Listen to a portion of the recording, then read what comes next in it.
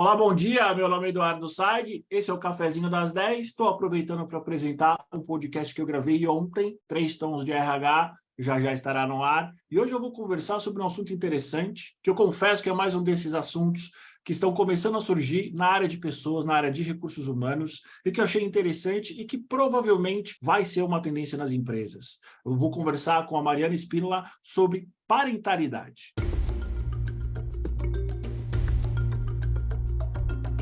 Mari, bom dia, como é que você está? Bom dia, Edu, tô ótimo. E você? Super feliz de estar aqui com vocês hoje. O prazer é todo nosso. Mari, você não é da área de recursos humanos, apesar de que hoje você está diretamente ligado a essa área. Para quem não te conhece, quem é a Mari no mercado e, principalmente, como é que você começou a trabalhar com parentalidade? Legal, Edu. Bom, é sempre gostoso contar a história, né? Meu nome é Mariana, eu sou hoje, né, uma das sócias fundadoras da Kido, uma empreendedora social muito conectada com o tema de parentalidade, mas nem sempre foi assim, né? Acho que a minha bagagem vem de mais de 15 anos atuando em grandes empresas, então eu tive a oportunidade de tanto atuar na área de alimentos, nutrição esportiva, quanto farmacêutica, medical device também. E esse track record do corporativo, acho que foi, sem dúvida, o elemento que me fez chegar até aqui. Então, foram 15 anos dentro de grandes corporações, já muito nova em cargo de liderança, e foi justamente chegando nesse lugar e estando muito próximo, né? E eu falo dentro daquelas conversas difíceis que acontecem, né, em quatro paredes, onde a gente fala sobre o futuro da empresa, missão, pilares estratégicos, que me acendeu a luzinha de que para que a gente pudesse construir de fato ambientes mais equitativos dentro das corporações, a gente precisava abraçar a parentalidade. Então, foi como isso tudo se conectou. E para quem, assim como eu, não tem a menor ideia do que é parentalidade, como é que você define esse conceito e por que é importante para as empresas, a partir de já, começar a pensar em ações envolvendo a parentalidade? Parentalidade, na realidade, foi um termo que surgiu ali em meados dos anos 50, né? E que, num primeiro momento, ele falava muito sobre a relação da mãe e do bebê. Naquela época, o pai, praticamente, a figura materna não aparecia, e é um pouco do que eu vejo hoje em dia acontecendo dentro das empresas, né? Acho que quando a gente fala sobre parentalidade hoje nas empresas, se resume muito a questão da licença maternidade, a como você apoiar a mulher ali dentro daquele período crítico, que é o pré, durante o pós-licença maternidade, mas a gente vai falar um pouquinho mais para frente sobre isso. Mas eu queria trazer um pouquinho da minha percepção do atual, né? O que é parentalidade hoje? Ao meu ver, a parentalidade, ela se resume numa construção de discurso e comportamento que a gente aplica numa geração para que outra geração aconteça. Então, na realidade, o que isso quer dizer, né? Eu acho que a gente sai de um cenário muito normativo, onde a gente pensa pai, mãe como família, e a gente começa a entender que a gente tem vários desdobramentos do tema, né? Então, a gente tem as famílias matrimoniais, as famílias informais, que são cada vez mais presentes, as famílias monoparentais, as reconstituídas, adotivas, homoafetivas e por aí vai. Então, a gente sai também de um olhar, quando a gente fala de parentalidade, onde a gente enxerga um foco do que acontece dentro da casa, para a gente discutir esses reflexos e intersecções da parentalidade na sociedade e no mercado de trabalho. Então, é aqui que moram, na verdade, os temas mais agudos que eu acredito que a gente precisa tratar, né? Uma coisa que, infelizmente, hoje as empresas entendem pouco, né, ainda, e que tem pouca clareza do papel dela nisso tudo. Interessante você falar sobre isso, Mari, sobre como que as empresas ainda não conhecem, porque a gente fez uma pesquisa, né, sobre maternidade e carreira, inclusive para você que está vendo, a gente está ouvindo, que não viu, o link vai estar na descrição desse vídeo. E cerca de 44% das mulheres respondentes disseram que elas desejam que as empresas tenham programas de saúde que apoiem a gestante e o bebê. Você consegue trazer para a gente um exemplo de um programa e talvez como a Kido consegue facilitar isso? Sem dúvida.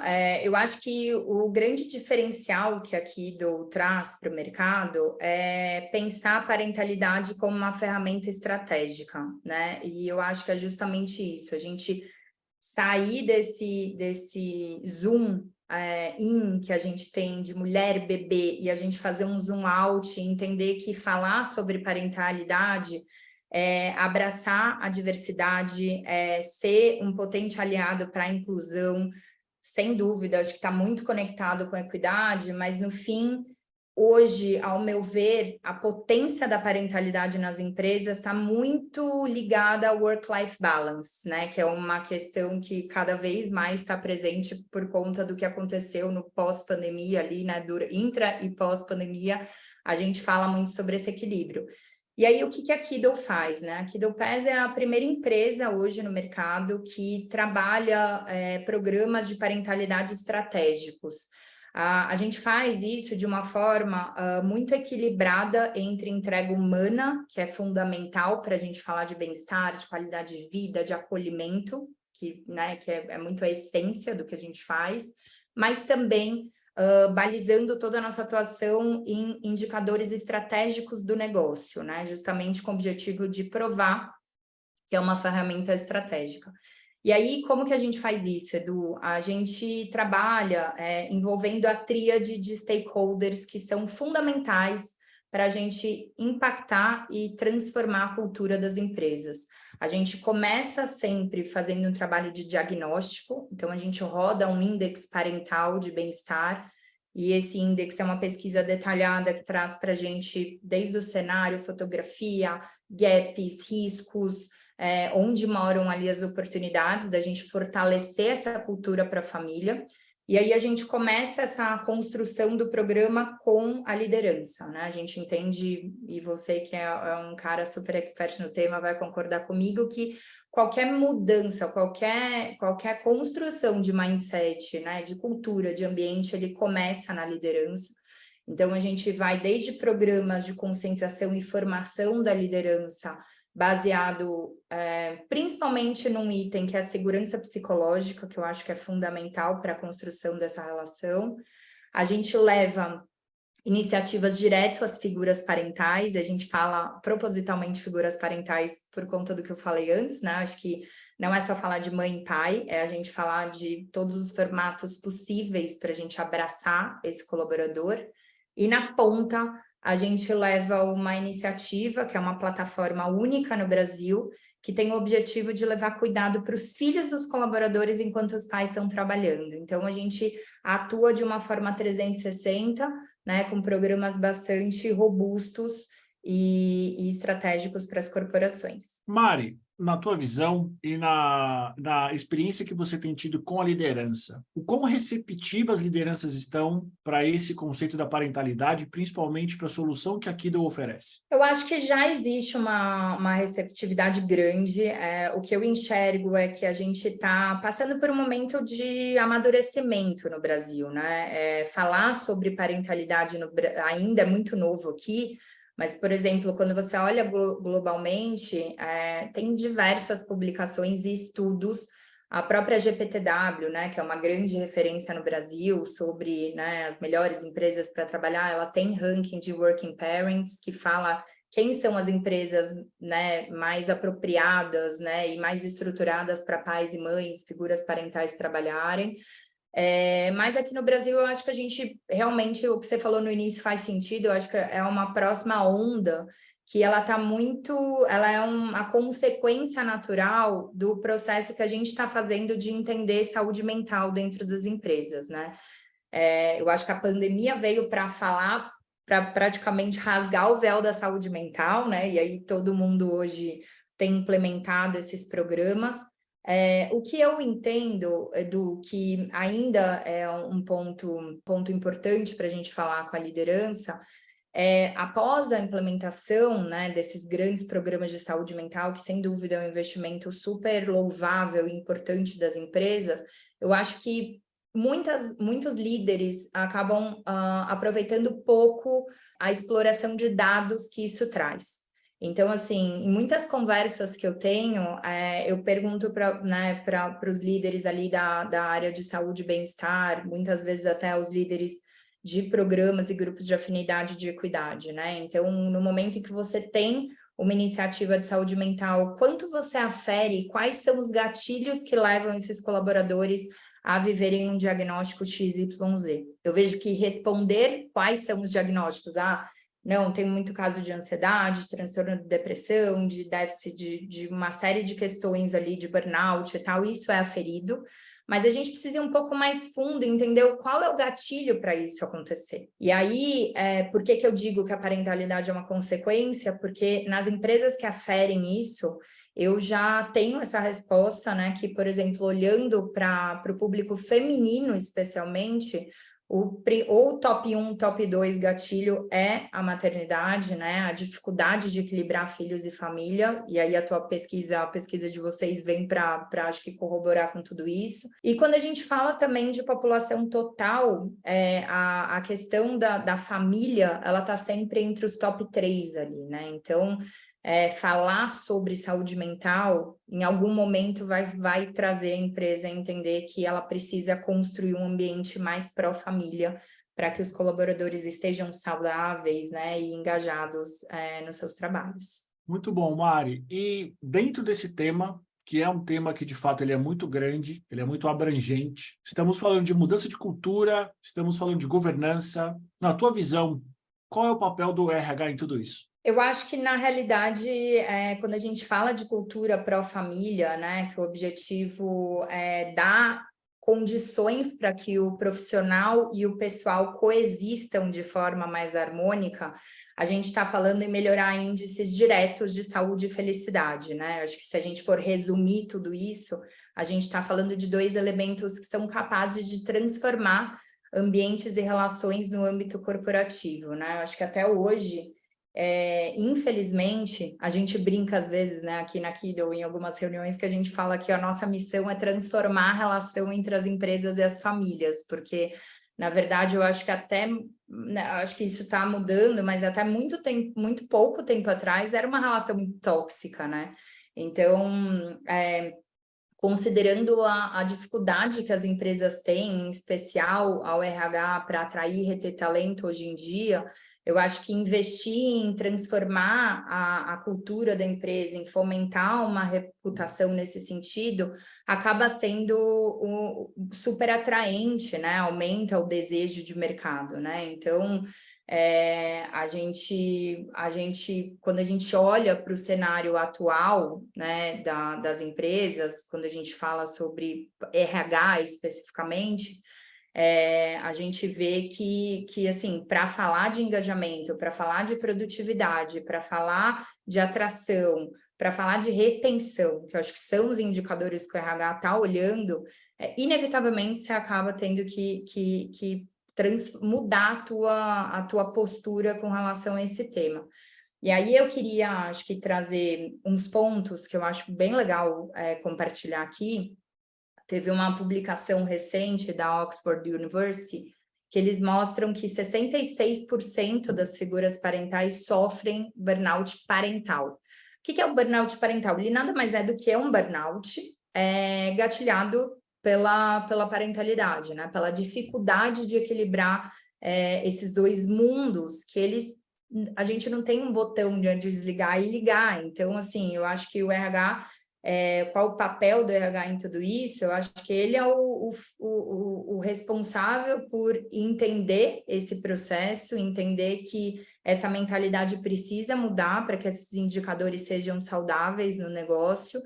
E, no fim, acaba sendo um grande multiplicador dessa nova cultura, né? Então, quando você olha um cenário em que 66% dos pais sofrem de burnout parental, né? E aí, quando você dá um zoom in ali, você está falando de 68% das mulheres e 42% dos homens, né? Então, assim, e quando a gente olha para a empresa, a gente está falando que hoje entre 60% e 70% da liderança tem filhos, e tem filhos até ali os 15 anos, E quando a gente fala de total da empresa, a gente está falando de 40%, 50% da empresa, ou seja, é fundamental abraçar esse tema, né? E eu acho que o RH, no fim, tem esse papel, né, de conscientizar e transformar a cultura nesse sentido. Mari, na tua visão, é possível conciliar para as mulheres carreira e maternidade? Eu acho que é sim possível, né? Eu acho que a partir do momento em que você cria um ambiente onde, primeiro, a mulher se sinta segura psicologicamente para ser ela por inteiro, né? E aí aqui eu queria abrir um parênteses e contar que, na verdade, essa foi a história da Kido, né? Eu acho que é muito legal compartilhar algo que eu vivi na pele como uma líder, né, executiva de uma empresa multinacional. Eu, por muitas vezes, senti que essas duas coisas não podiam coexistir. E aí, pela minha vontade de crescer e ter um plano de carreira ambicioso ali, eu fui suprimindo e quase que eu uso essa palavra, é uma palavra forte, mas amputando a maternidade dos meus planos, porque eu claramente sentia que eu não estava no ambiente que eu podia ser a Mariana por inteiro. E eu acho que é essa mentalidade que precisa mudar. Eu acho que a partir do momento, acho não, assim, a partir do momento, e aqui acho que falando com a liderança direto, né? A partir do momento em que a gente hoje, as mulheres são 45% da força de trabalho, em 2030 vão ser mais de 60%, a gente está falando de uma mudança inevitável. Então, a presença da mulher, ela não é mais um nice to have, né? Então, ela vai acontecer. As mulheres vão estar cada vez mais dentro das empresas e isso demanda que as empresas revejam as suas culturas, né, e as suas iniciativas, porque é um público que traz demandas, prioridades, necessidades muito diferentes do que a gente tinha anteriormente. E aí o Kido nasce a partir dessa nossa vontade, né, eu e minha sócia, as duas ex-executivas de grandes empresas, de sermos um agente de transformação para que isso possa acontecer. Então, acho que a Kido é uma ferramenta, né, que a gente espera que possa ser um aliado estratégico para as corporações que estejam abertas a passar por isso, né, construir culturas mais equitativas, mais inclusivas, mais humanas, né, e que isso é fundamental para o negócio, mas que a gente possa construir uma realidade diferente para as gerações de mulheres e meninas que vão vir por aí, né, e todas as diversidades de família que também a gente vai encontrar cada vez mais. Então, é um pouco disso, assim, que nos move aqui dentro da Kido. Muito bom. Mari, como é que as pessoas acham a Kido? Como é que as pessoas te acham? Bom, a gente está presente tanto no Instagram quanto no LinkedIn, então quem tiver interesse de bater um papo, eu estou super aberta a gente conversar. Estamos no LinkedIn como Kido Pass, eu estou lá, Mariana Espíndola, então quem quiser bater um papo, estou super aberta, a gente tem inúmeros estudos, né, publicações, artigos, a gente recebe muita coisa, então inclusive quem quiser entender um pouquinho mais sobre o tema, além da pesquisa maravilhosa, né, que sem dúvida vocês fizeram, eu falei para você desde o início, acho que fundamental, foi incrível, parabéns pelo trabalho de vocês.